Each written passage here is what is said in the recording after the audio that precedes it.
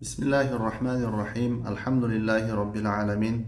Wassalatu wassalamu ala rasulina Muhammad wa ala alihi wa sahbihi ajma'in. Amma ba'd.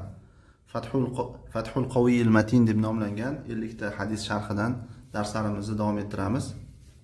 Biz 3-hadisga yetib keldik. An Abi Abdurrahman Abdullah ibn Umar ibn al-Khattab radiyallahu anhuma qala: Sami'tu Rasulullah sallallahu alayhi wa sallam yaqul: بني الإسلام على 5: شهادة أن لا إله إلا الله وأن محمدا رسول الله وإقام الصلاة وإيتاء الزكاة وحج البيت وصوم رمضان. رواه البخاري ومسلم. 3-hadisimiz Abu Abdurrahman Abdullah ibn Umar ibn al-Khattab radiyallohu anhudan keladi. Aytadilarki, Rasululloh sollallohu alayhi vasallamni shunday deb aytayotganlarini eshitdim. Islom 5 ta narsani ustiga bino qilindi. Shu 5 ta narsa. Birinchisi, Allohdan o'zga haq iloh yo'q va Muhammad Allohning rasuli deb guvohlik berishlik va namozni ado qilishlik, zakotni berishlik va bayt haj qilishlik va oxirgi 5-inchisi Ramazon oyining ro'zasini tutishlik. Bu hadisni Buxoriy va Muslim rivoyat qilgan ekan. Endi hadisni birma-bir har bir joyiga to'xtalib nima qiladi, izohlaydi. Qawluhu buniyal islamu ala 5 fihi bayanu 'izami sha'ni hadhihi al-5 va anna al-islam mabniyun 'alayha. Islom 5 ta narsani ustiga bino qilindi degan Payg'ambar sollallohu alayhi vasallam so'zlarini aytayaptiki, bu narsada mana bu 5 ta narsani sha'nini, holatini, ulug' ekanligini bayoni bor. Va islom mana shu 5 ta narsaga bino qilingan ekanligini bayoni bor. Va huwa tashbihu ma'naviyyin bil bina'il hissiy. Va mana shunda aytayaptiki, u ma'naviy narsani hissiy binoga o'xshatishlik bo'lyapti. Ya'ni o'zi islom bir qo'l bilan ushlab ko'riladigan bir ma'naviy narsa, hissiy narsa emas, balki ma'naviy narsa. Ana shu ma'naviy narsani tushuntirishlikda hissiy narsaga, ya'ni xuddiki bir binoga o'xshatilyapti. Har bir binoning nimasi bo'ladi? Ustuni bo'ladi. Xuddi shunday islomni ham ustuni bor deb nima qilinyapti? Tushuntirilyapti. فكما أن البنيان الحسي لا يقوم إلا على أعمدته فكذلك الإسلام إنما يقوم على هذه ال5. Xuddiki hissiy binolar o'zini ustunlarini ustida, ya'ni ustunlarida qoyim bo'lib turgandek, ustunlarida turganidek, xuddi shunaqa islom ham faqat mana bu 5 ta narsaning ustida nima qiladi? Turadi deb aytayapti. Wal iqtisaru ala hadhihi al-5 likawniha al-asasa li ghayriha wa ma siwaha fa innahu yakunu tabi'an laha. Endi bu yerda islomni faqatgina 5 ta asosiy ustunlar aytildi, lekin islomda boshqa farzlar ham bor va undan tashqari boshqa islomda ko'plagan islom dinida amallar bor, lekin ularni zikr qilinmadi. Nimaga deysa, mana bu 5 taga cheklanishlik nimaga deysa, mana shu 5 ta narsa boshqalari uchun, ya'ni islomdagi boshqa farzlar, boshqa amallar uchun asos bo'lganligi uchun. Va bu 5 ta narsadan qolgan narsalar mana shu 5 taga tobe bo'ladi deb aytayapti. Shuning uchun ham mana shu 5 ta narsa alohida zikr qilindi. أورد النووي هذا الحديث بعد حديث جبريل وهو مشتمل على هذه ال5. Navoiy mana bu hadisni Jibrilning hadisidan keyin keltirdi. Vaholanki Jibrilning hadisini aytayaptiki, o'sha Jibrilning hadisi bu 5 ta narsani ham o'z ichiga olgandi. Chunki bundan oldingi 2-hadisimizda, ya'ni Jibrilning hadisida biz islom, iymon, ihson va qiyomatning alomatlari to'g'risidagi mavzular haqida o'tgandik. Ana shunda Jibril Payg'ambar sollallohu alayhi vasallamdan islom nima deb so'ragan paytda Payg'ambar sollallohu alayhi vasallam islomni mana shu 5 ta narsa bilan javob bergandilar. Nega unda yana buni alohida Navoiy keltiryapti desa, aytayaptiki, limashtamala alayhi hadal hadithu min bayani ahammiyati hadhihi al-5 wa annaha al-asas alladhi buniya alayhi al-islam. Chunki mana bu hadis 5 ta mana bu 5 ta narsani ahamiyatini, bayonini nima o'z ichiga olganligi uchun. Ya'ni alohida bir 5 ta narsaga yana ham nima qilyapti? Urg'u berishlik uchun bo'lyapti. Va mana bu 5 ta narsa islom uni ustiga bino qilingan asos ekanligini bayon qilishlikni o'z ichiga olganligi uchun. Fa fihi ma'nan zaidun ala ma jaa fi hadith Jibril. Va mana shu hadisda, 3-hadisda alohida islomni 5 ta ustuni alohida keltirgan. Mana shu hadisda Jibrilning hadisda kelgan narsadan ortiqcha ziyoda qo'shimcha ma'no bor. Chunki Jibrilning hadisida faqatgina islom nima deyilganda Payg'ambar sollallohu alayhi vasallam islom falon deb yuqoridagi 5 ta hadisimizda, hozirgi hadisimizda kelgan narsani aytdilar. Lekin bunda bo'lsa alohida islom 5 tani ustiga bino qilindi, islomning 5 ta asosi bor deb yana ham ta'kidlanib keldi. Shuning uchun zoida bir qo'shimcha bir ma'no bor deb aytayapti. هذه الأركان الخمسة التي بني عليها الإسلام أولها الشهادتان. islom uni ustiga bino qilingan mana shu 5 ta rukunlar, rukunlarning birinchisi ikki shahodat kalimasidir. Va huma usul ususi, va o'sha ikki shahodatda aytayaptiki, la ilaha illalloh Muhammadur rasululloh shahodati. Bu ikkalovi asoslarning asosidir. Va baqiyatul arkani va g'ayruha tabi'un laha. Rukunlarning qolganlari, o'sha ya'ni islom rukunlarining, farzlarining qolganlari va undan boshqalari, ya'ni islomdagi boshqa farzlar, boshqa amallar hammasi mana shu shahodatanga, ya'ni ikki shahodatga tobedir. فلا تنفع هذه الأركان وغيرها من الأعمال إذا لم تكن مبنية على هاتين الشهادتين. Mana bu rukunlar, ya'ni o'sha islomning hozir hadisda kelgan rukunlari bo'lsin va undan boshqa amallar bo'lsin, agar mana bu ikki shahodat ustiga bino qilingan bo'lmasa, nima bo'lmaydi? Foyda bermaydi. Agar ikki shahodat kalimasi bo'lmasa, insonda yaxshiliklar qilsin, har xil xayriya ishlari qilsin, to'g'ri so'z bo'lsin va hokazo, yolg'on gapirmasin, hech qaysi foyda bermaydi. Shuning uchun ham nima deb aytayapti? Bu asoslari asosi deb yuqorida aytdi. Va huma mutalazimatan. Va mana shu ikki shahodatda aytayaptiki, u ikkalovi bir-biridan ajralmasdir. Ya'ni la ilaha illalloh alohida, Muhammadur rasululloh alohida emas, balki ikkalovi bitta hisoblanadi, ya'ni islomning bir asosiy birinchi rukni hisoblanadi. La budda min shahadati anna Muhammadan rasulullohi ma'a shahadati an la ilaha illalloh. Shuning uchun aytayaptiki, Muhammad Allohning rasuli deb guvohlik berishlik la ilaha illalloh shahodati bilan birgalikda, ya'ni Muhammad Alloh elchisi deb guvohlik berishlik nima? Lobuddir. Ya'ni ikkalovi birgalikda bo'lishi kerak. Va muqtado shahadati an la ilaha illalloh alla yu'bada illalloh.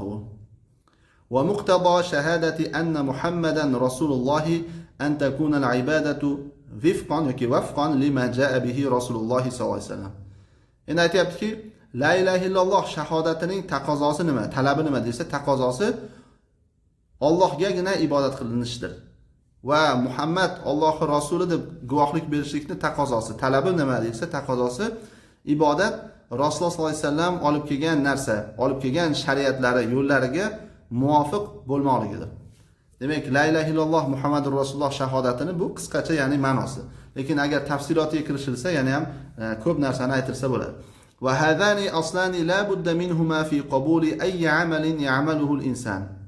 Mana bu ikkalovi, mana bu ikki shahodat inson qiladigan har qanday amalni qabul bo'lishligida mana shu ikki asos lobud bo'lgan, chorasi zarur bo'lgan ikki nima asosdir bu ikki shahodat.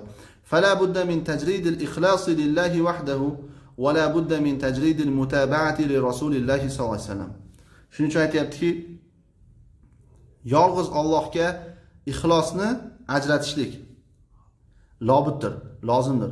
Va Rasululloh sollallohu alayhi vasallamga ergashmoqlikni ham ajratishlik, ya'ni xolis qilishlik lobuddir. O'zi tajrid degani jarroda yujarridu degani, masalan, bir daraxtni po'stini shilishni yoki yalang'ochlash, shunga o'xshagan ma'nosi. Ya'ni ixlosni yolg'iz Allohga qilishing kerak, ajratishing kerak demoqchida.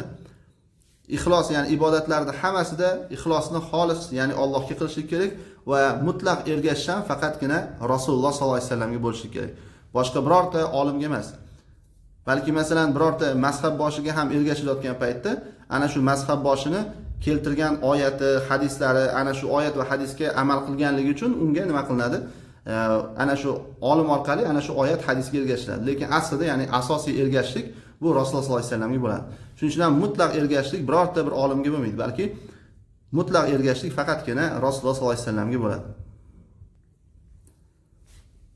قال الحافظ في الفتح فإن قيل لما لم يذكر الإيمان بالأنبياء والملائكة وغير ذلك مما تضمنه سؤال جبريل عليه السلام.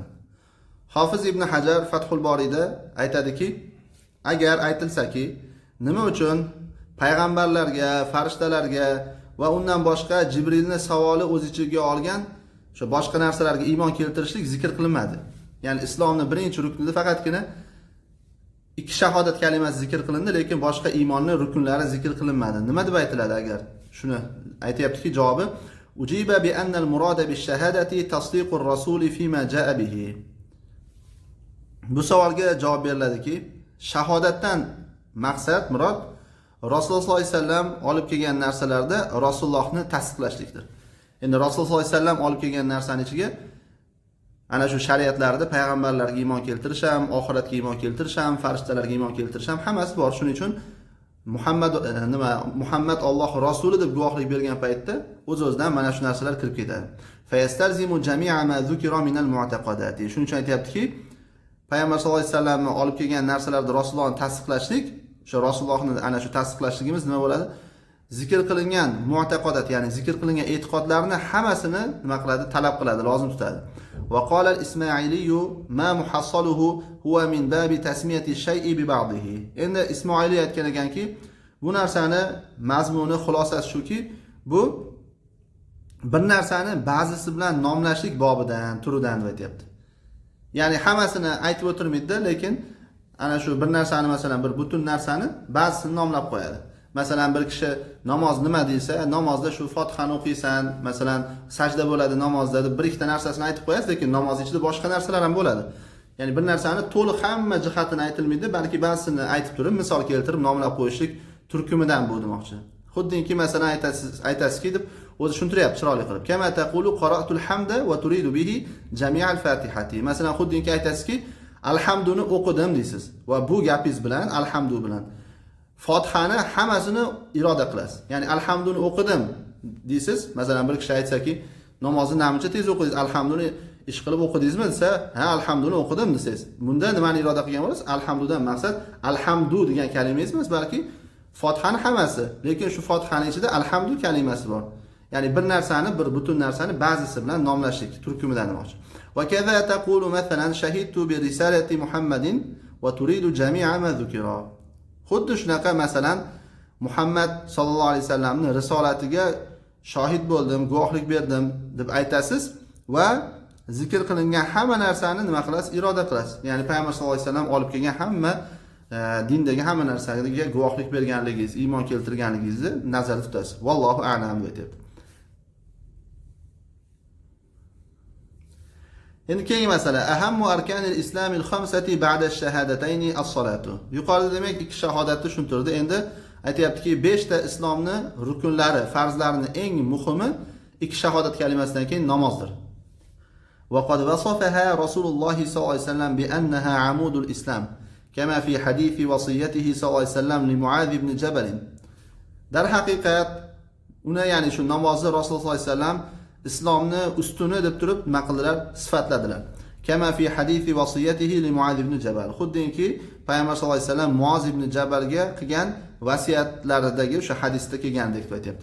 Va huwa al-hadithu at-tasi'u wal 20 min hadhihi al-40. Va u mana shu Muaz ibn Jabalga vasiyat qilgan hadislarini aytayaptiki, u mana shu 40 ta hadis ichida 29-hadis deb aytayapti. 29-hadisda demak buni to'liq o'tar ekanmiz.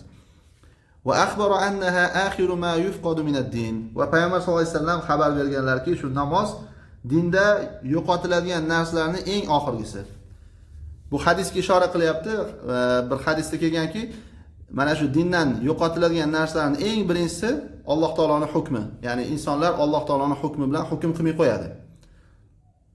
Va dinda oxirgi yo'qotiladigan narsa bu namoz deb kelgan. Va boshqa rivoyatlarda bo'lsa, birinchi o'sha dinda yo'qotiladigan narsa bu omonat. Ya'ni insonlar ichida birinchi omonat yo'qoladi.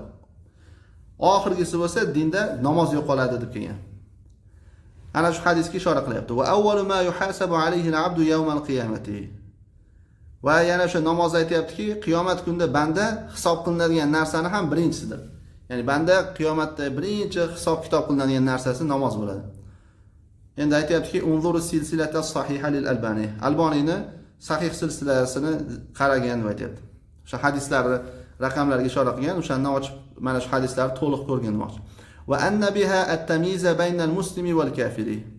Va mana shu namoz bilan musulmon va kofirning o'rtasini ajratishlik nima bo'ladi? Hosil bo'ladi. Buni ham bu hadisda kelgan, Imom Muslim rivoyat qilgan. Musulmon bilan kofir o'rtasini ajratib turadigan narsa namoz, chunki insonning musulmonligini ochiq ko'rsatib turadigan narsa bu namoz.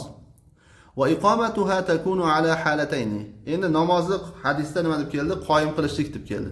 Ana shu namozni qoyim qilishlik, ya'ni ado qilishlik ikkita holatda bo'ladi. Ikki xil ko'rinishda. Ihdahuma wajibatun.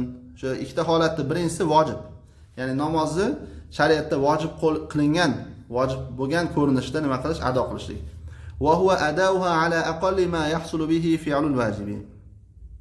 vojib ko'rinishda qoyim qilishlikni aytayaptiki, u vojibni bajarishlik, u bilan hosil bo'ladigan narsani eng oziga ko'ra ado qilish. Ya'ni namozda vojiblar bor, shu vojibini bajardi deyiladigan darajada eng mana shu vojibni bajarishlik hosil bo'ladigan narsani eng ozida bajaradi degani, ya'ni shu vojiblar hammasini to'liq qiladi degani. Va tabra'u bihi az-zimmatu, va zimma u bilan pok bo'ladigan va vojibni qilishlik u bilan hosil bo'ladigan narsani eng ozida nima qilish, namozni ado qilishlik. Ya'ni namoz bo'ldi, bo'yindan zimmasidan soqit bo'ldi, vojibini bajardi deydigan ko'rinishda bo'ladi. Va mustahabbatun, namozda endi ado qilishlikning ikkinchi ko'rinishi bu mustahab. Ya'ni bu to'liq hamma vojibini yo mustahablari, sunnatlarni hammasini bajarishlik. Bu eng komil daraja. Va huwa takmiluha va tatmimuha bil ityani bi kulli ma huwa mustahabbun fiha. Shu mustahab ko'rinishni aytayaptiki, u namozda mustahab bo'lgan narsalarning barchasini qilishlik bilan o'sha namozni komil qilish va to'liq qilishlik deb aytayapti. Albatta, ana shu mustahablarni ham qiladigan darajada namozni qoyim qilishga harakat qilish kerak. Endi hadisdagi islomni ustunlardan keyingisi. Az-zakatu hiya qarinatu s-salati fi kitabillahi va sunnati rasulihi sallallohu alayhi vasallam. Zakot u Alloh taoloning kitobida ham va Rasululloh sollallohu alayhi vasallamning sunnatlarida ham namozning sherigidir. Ya'ni doim namoz bilan qarina bo'lib, ya'ni birgalikda yonma-yon kelgan. Kama qala Alloh taala, Alloh taolo aytgandek, fa in tabu va aqamus solata va atuz zakata fa khallu sabilahum. Agar endi ana shu kofirlar, mushriklar tavba qilsa, ya'ni o'zlarining kufrlaridan, shirklaridan qaytsa va namozni ado qilsa va zakotni berishsa, nima qilinglar? Ularning yo'lini xoli qo'yinglar. Endi chunki ular musulmon bo'ldi. Demak, mana bu yerda mana namoz bilan zakot yonma-yon kelyapti. Va qala, va yana Alloh taolo aytadiki, fa in tabu va aqamus solata va atuz zakata fa ikhwanukum fid din. Agar shu kofirlar tavba qilsa va namozni ado qilsa va zakotni berishsa, sizlarni ular ya'ni sizlarga nima dinda birodarlaringlar bo'ladi. Demak, bular qilmasa kofirlar bizni nima birodarimiz bo'lmaydi. Va qala va ma umiru illa liya'budulloha mukhlisina lahu ad-din hunafa'a va yuqimus salata va yu'tuz zakah va zalika dinul qayyima. Alloh taolo aytayaptiki, ular shu ahli kitoblar buyurilishmaganda faqatgina nimaga buyurilishdi deyilsa, Allohga dinni xolis qilib va to'g'ri yo'ldan og'magan holatda Allohga dinni xolis qilgan holatda Allohga ibodat qilishlikka buyurilishdi va namozni ado qilishlikka va zakotni berishlikka buyurilishdi. Va mana shu o'zi mustaqim to'g'ri bo'lgan qoyim dindir. Mana bu yerda ham demak namozni ado qilish va zakotni berishlik deb aytiladi. Va hiya ibadatun maliyatun naf'uha mutaaddin. Zakotda aytayaptiki, u zakot molga oid ibodat va uni manfaati o'timli, ya'ni boshqalarga ham ta'sir qiladi. Faqatgina insonning o'zida qolmaydi, balki uni manfaati boshqalarga ham tarqaladi. وقد أوجبها الله في أموال الأغنياء على وجه ينفع الفقير ولا يضر الغني لأنها شيء يسير من مال كثير. Dar haqiqat Alloh taolo bu zakotni boylarning mollarida vojib qilib qo'ydi. Qanday ko'rinishda desa, faqirga foyda beradigan va boyvachchaga nima zarar bermaydigan ko'rinishda. Faqir foyda oladi, lekin boy ham nima ko'p zarar ko'rmaydi. Nimaga desa, chunki u o'sha zakotda aytayaptiki, chunki u ko'p moldan ozgina bir narsa. Masalan, 40 dan birini beradi molini. Ya'ni salkam bilinmaydi ham. Savmu Ramazon ibadatun badaniyatun. Endi islomni ustunlardan keyingisi. Ramazon ro'zasini aytayaptiki, Ramazon ro'zasi badaniy ibodat. Yuqoridagi zakot bo'lsa nima bo'ldi? Moliyaviy ibodat. Va hiya sirrun baynal abdi va bayna robbih. Va ana shu ro'zani aytayaptiki, ro'za u banda bilan Robbisining o'rtasidagi sir. La yattali'u alayhi illa Alloh subhanahu va ta'ala. Mana bu ro'zani faqatgina Alloh taologina buni biladi. Ro'za tutdingizmi, ro'za tutmadingizmi inson bilmaydi. Chunki sekin bekitib nima? Suv ichib olishingiz mumkin, yeb ichib olishingiz mumkin. Li'anna minan nasi man yakunu fi shahri Ramazon muftiran va ghayruhu yadhunnu annahu saim. Chunki insonlarning ichida Ramazon oyida muftir, ya'ni ro'za tutmagan, og'zi ochiq bo'lgan kishilar bo'ladi. Va vaholanki boshqa odam uni, ya'ni mana shu Ramazonda ro'za tutmagan muftir odamni, og'zi ochiq odamni ro'zador deb o'ylaydi. Uni hech kim bilmaydi, Alloh taolo o'zi biladi, keyin shu bandani o'zi, ya'ni ro'za tutgan yoki ro'za tutmagan insonni o'zi biladi. وقد يكون الإنسان صائما في نفل وغيره يظن أنه مفطر. va yana gohida inson bir nafl ro'zada bo'ladi, nafl ro'za tutib olgan bo'ladi va boshqasi bo'lsa uni og'zi ochiq deb o'ylaydi. Ya'ni masalan siz ro'za tutib olgan bo'lishingiz mumkin, masalan dushanba, payshanba ro'zasinimi yoki bo'lmasa har oyda tutiladigan 3 kunlik ro'zani tutgan bo'lishingiz mumkin, nafl ro'zani. Lekin atrofingizdagi do'stlaringiz bilmasligi mumkin.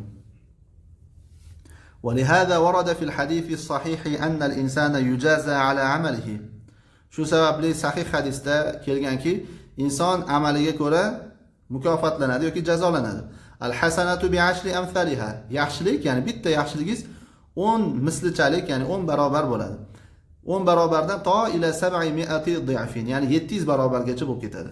Ya'ni inson bir yaxshilik qilsa, bir yaxshi amal qilsa, ana shu yaxshi amalining mukofoti ana shu yaxshiligini 10 mislichalik yoki to ko'payib niyat xolis bo'ladigan bo'lsa 700 barobargacha bo'lishi mumkin. Qolallohu azza va jalla illa soma. Alloh taolo aytadiki, magaram ro'zadan tashqari. Fa innahu li, albatta u, chunki u mana shu ro'za men uchun, va ana ajzi bihi, va men mana shu ro'zani o'zim mukofotlayman deb aytdi. Ravahul Buxoriy va Muslim. Bu hadisni Imom Buxoriy va Muslim rivoyat qilgan. Ya'ni buni ma'nosi nima desa, ay bi g'ayri hisabin, ya'ni hisob kitobsiz o'zim mukofotlayman degan. Wal a'malu kulluha lillahi azza va jalla. Amallarning barchasi o'zi vaholanki amallar barchasi Alloh uchun. Kama qala Allohu azza va jalla, Alloh taolo aytgandek, qul inna solati va nusuki va mahyaya va mamati lillahi robbil alamin. La sharika lahu va bidhalika umirtu va ana awwalul muslimin. Ayting Muhammad alayhisalom, albatta namozim, qurbonligim, hayotim va mamotim butun olamlar Robbisi Alloh uchun. Demak, hayoti yu insonning o'limi hammasi Alloh uchun bo'ladi. Uni Allohning sherigi yo'q. Ya'ni boshqasiga qilinmaydi. Faqatgina bu hayot va mamot faqat Alloh uchun bo'ladi. Va mana shu narsaga men buyurildim va men musulmonlarning eng birinchisiman deb ayting deb Alloh taolo buyuryapti. Va innama khussa as-sawmu fi hadha al-hadith bi annahu lillahi. Endi faqat bu hadisda ro'za albatta u o'sha ro'zani Alloh uchun deb xoslandi. Nimaga desa, lima fihi min khafa'i hadhihi al-ibadati va annahu la yattali 'alayha illa Alloh. Chunki bu ro'zada mana chunki buni aytayaptiki Alloh uchun xolis bo'ladi deb aytildi-ku. Chunki bu narsada aytayaptiki, bu ibodatni maxfiy bo'lganligi uchun va mana shu ro'za ibodatini faqatgina Alloh taolo bilganligi uchun. Ya'ni bu ibodat maxfiy bo'lib qolgan ibodatlardan ko'ra va Alloh taolo o'zigina bilganligi uchun buni bu men uchun deb aytiladi deb aytayapti. Keyingisi islom rukunlaridan oxirgi 5-inchisi hajju baytillahil harom. Harom bo'lgan shu Alloh taoloning uyini nima? Haj qilishlik. Ibadatun maliyatun badaniyatun. Endi hajni aytayaptiki, bu molga oid va badanga oid ibodat. Bunda ikkalovi ham jamlangan. Chunki hajda ham insonning puli ketadi, ham nima bo'ladi? Ham badani ham ishlaydi unda. وقد أوجبها الله في العمر مرة واحدة. Dar haqiqat hajni Alloh taolo umrda bir marta vojib qilgan. Inson umrida bir marta haj qilib qo'ysa bo'ldi. Va bayyana an-nabiyyu fadlaha biqawlihi sallallohu alayhi vasallam: "Man hajja hadha al-bayta falam yarfuth wa lam yafsuq raja'a ka yawma waladathu ummuh." Rawahu al-Buxoriy va Muslim. Nabiy sallallohu alayhi vasallam hajni fazilatini ushbu so'zlari bilan bayon qilganlar. Kimki mana bu baytni haj qilsa, falam yarfuth degani o'zi rafat fahsh so'zlarni gapirishlik yoki jimo qilishlik degan ma'noda. Ya'ni ma'nosi shunda, kim bu uyga haj qilib va shahvoniy ishlarni qilmasa va fosiqlik qilmasa, gunoh ishlarni qilmasa, onasi tuqqan kunidek qaytadi. Ya'ni inson yangi tug'ilgan paytida, onasi yangi uni dunyoga keltirgan paytda qanaqa begunoh, pok-pokiza bo'ladi, xuddi shunday haj qilgan paytida ham agar haj qabul bo'ladigan bo'lsa, mana shunaqa pokiza bo'lib qaytadi. Bu hadisni Imom Buxoriy va Muslim rivoyat qilgan. Va qavlihi sallallohu alayhi vasallam: "Al-umratu ila al-umrati kafaratun lima baynahuma wal hajjul mabruru laysa lahu jazaa'un illa al-jannah." Rawahu Muslim. Va yana Nabiy sallallohu alayhi vasallamning so'zlari bor. Umragacha ikkalovining o'rtasida bo'lgan narsani kafforat, ikkalovining o'rtasida bo'lgan narsalarga, ishlarga kafforatdir. Ya'ni siz bir umra qildingiz, undan keyin yana bir umra qildingiz. Shu ikkita umraning orasida bo'lgan gunohlarga nima bo'ladi? Kafforat bo'ladi. Va hajjul mabrur bo'lsa, ya'ni hajjul maqbul bo'ladigan yaxshi haj bo'lsa, uni faqatgina jazosi yo'q, faqat nima jazosi bo'lsa ham jannat bo'ladi. Hajjul mabrur degani, mabrur ya'ni maqbul bo'ladigan va yaxshi sanaladigan degani, gunoh aralashmagan degani. Hajjul mabrurni jazosi yo'q, faqat jannat uni jazosi bo'ladi, mukofoti bo'ladi. Endi jazodan maqsad bu yerda mukofot. Endi ahli ilmlar aytishganki, hajni qabul bo'lishlikning alomatlaridan biri banda shu haj qilishidan oldingi holatidan ko'ra nima, ya'ni hajga borishidan oldin qanday bo'lgan bo'lsa, shundan haj qilgandan keyin yaxshiroq bo'lib qaytadi. Va o'sha oldin qilib yurgan, odatlanib qo'ygan gunohlariga qaytmaydi. Mana shunda hajjul mabrur bo'lgan bo'ladi deb aytishgan. Keyin bu yerda mabrur deb aytilyapti, bir so'zdan, bir degan so'zdan olingan, ya'ni bir degani hamma yaxshilikka umumiy nom, ya'ni bir. Ya'ni bundan maqsad shu maqbul bo'lgan haj, sodiq, Alloh uchun xolis bo'lgan haj degan ma'noda. هذا الحديث بهذا اللفظ جاء فيه تقديم الحج على الصوم. Mana bu hadis, mana shu lafz bilan bu hadisda hajni ro'zadan muqaddam qo'yishlik, ya'ni oldin qilishlik keldi. Hadisni mana shu lafzida deb aytayapti, ya'ni yuqorida kelgan lafzda aytayaptiki, haj nima bo'lgan? Ro'zadan oldin kelgan. Wa huwa bihadha al-lafz awradahu al-Bukhari fi awwal kitab al-iman min sahihihi. Va u mana shu lafz bilan, ya'ni mana shu hadis ushbu lafz bilan, ya'ni birinchi islom rukunlari zikr qilinganda, birinchi haj, keyin ro'za kelganda, ana shu lafz bilan ushbu hadisda aytayaptiki, buni Imom Buxoriy o'zini sahih to'plamidan iymon kitobini avvalida keltirdi. Va bana alayhi tartiba kitabihi al-Jami' as-Sahih. Va o'sha Jami' as-Sahih kitobini tartibini ham mana shunga ko'ra bino qildi. Qanday desa, faqaddama kitab al-hajj fihi ala kitab as-siyam. Ya'ni shu kitobida haj kitobini ro'za kitobidan nima qildi? Oldinga qo'ydi. Ya'ni kitobida tartib kitob bo'lib ketgan-ku sahih to'plam. Shunda birinchi haj kitobi, undan keyin ro'za kitobi kelgan demoqchi. Chunki nimaga desa, Imom Buxoriy rivoyat qilgan, keltirgan hadisni lafzida birinchi haj, keyin ro'za kelgan demoqchi. Endi hadisni lafzlariga ishora qilib ketyapti u kishi. وقد ورد الحديث في صحيح مسلم بتقديم الصيام على الحج وتقديم الحج على الصيام. ودر haqiqat Imom Muslimning sahih to'plamida bo'lsa, mana shu hadisimiz aytayaptiki, ro'zani hajdan muqaddam, ya'ni oldinga keltirish bilan ham va hajni bo'lsa ro'zadan muqaddam qo'yib, ya'ni birinchi keltirish bilan ham nima qilgan, kelgan deb aytayapti. Ya'ni ikki xil kelgan.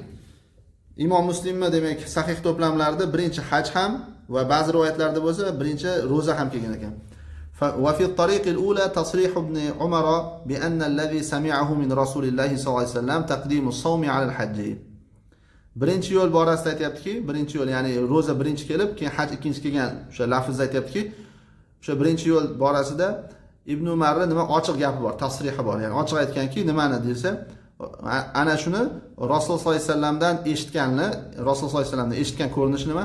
Ro'zani hajdan muqaddam ekanligidir.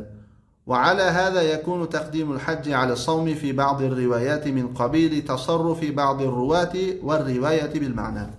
Unda nimaga yuqorida Buxoriyda yoki bo'lmasa Muslimda ba'zi keltirgan hadislarda birinchi shu hadisda haj kelib, keyin ro'za zikr qilingan desa, mana shunga ko'ra hajni ro'zadan muqaddam qilinishi, ya'ni birinchi keltirilishi ba'zi rivoyatlarda.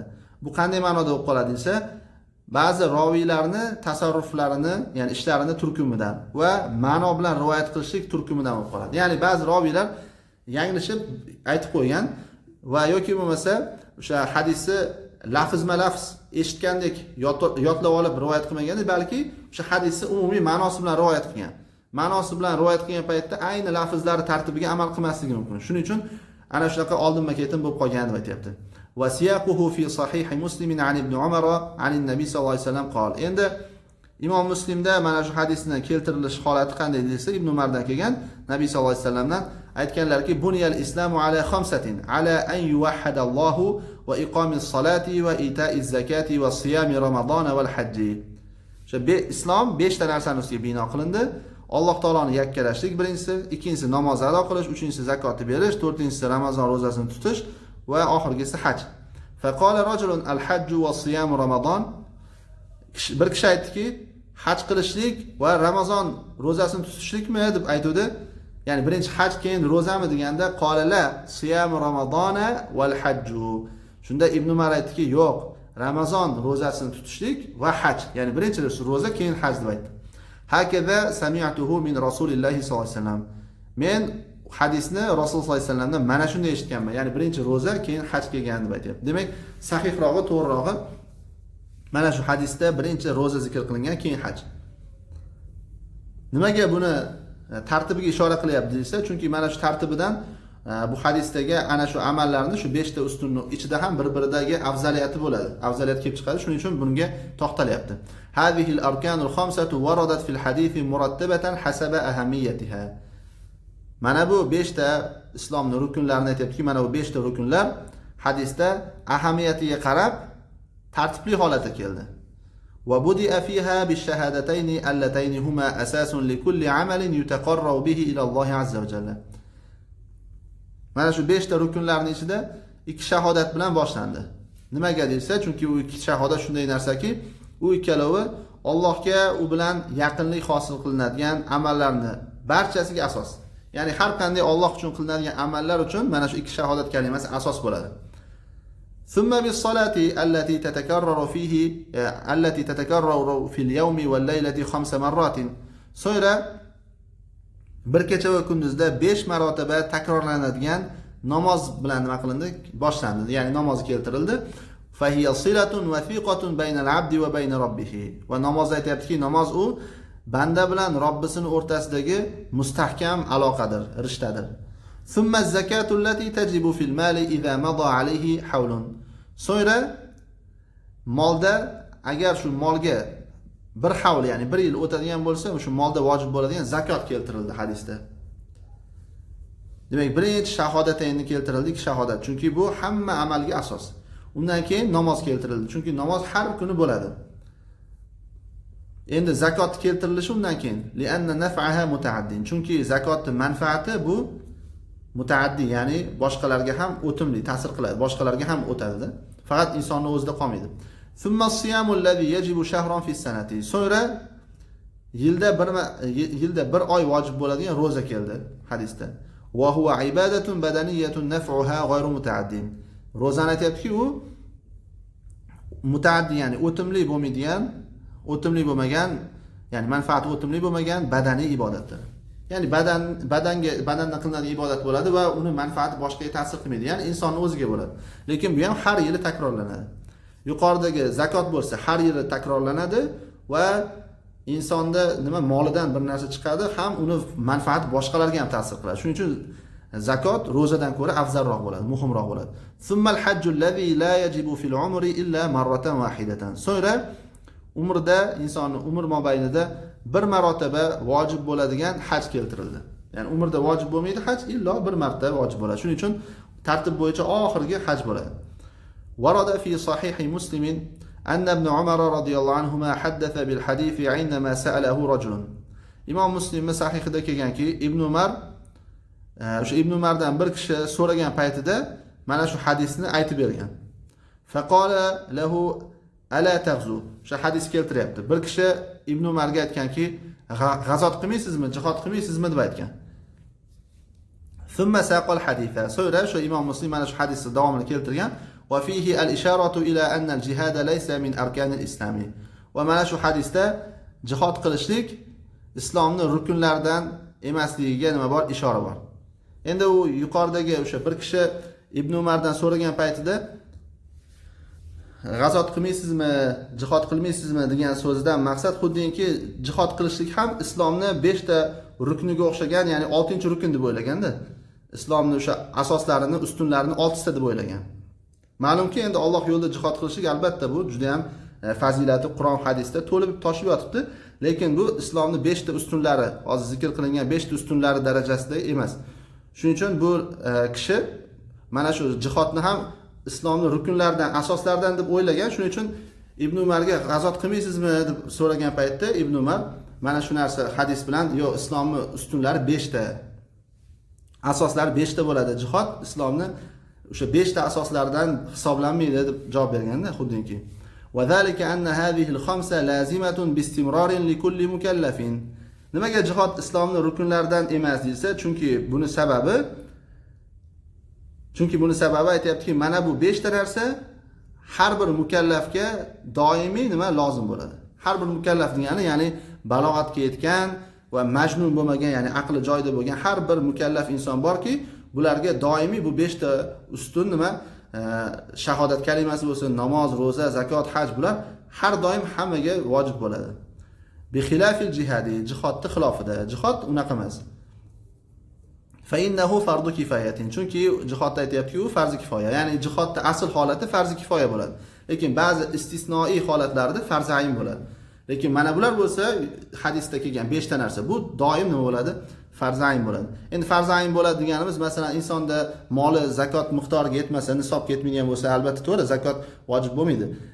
Yoki bo'lmasa, masalan, hajda ham qodir bo'lmaydigan bo'lsa, yo'lga badani yoki moli, bunda ham vojib bo'lmaydi. Lekin umumiy olganda nima? Har bir mukallafga qodir bo'ladigan bo'lsa, ana shu 5 ta narsa umumiy olganda nima vojib bo'ladi.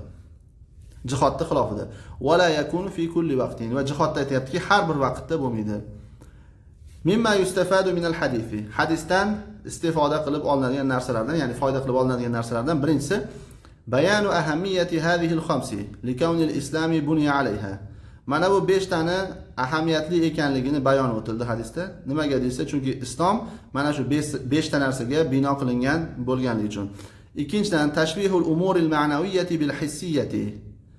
Ma'naviy ishlarni hissiy narsaga o'xshatishlik. Ya'ni islom bir ma'naviy narsa, ya'ni bir qo'l bilan ushlab ko'radigan yoki hidlab ko'rsa bo'ladigan narsa emas. Ya'ni ma'naviy narsa. Shuni hissiy narsaga o'xshatishlik bo'lyapti Payg'ambar sollallohu alayhi vasallam tomonidan.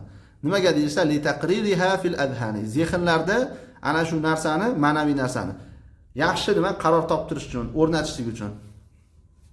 Uchinchisi al-bad'u bil ahammi fal ahammi.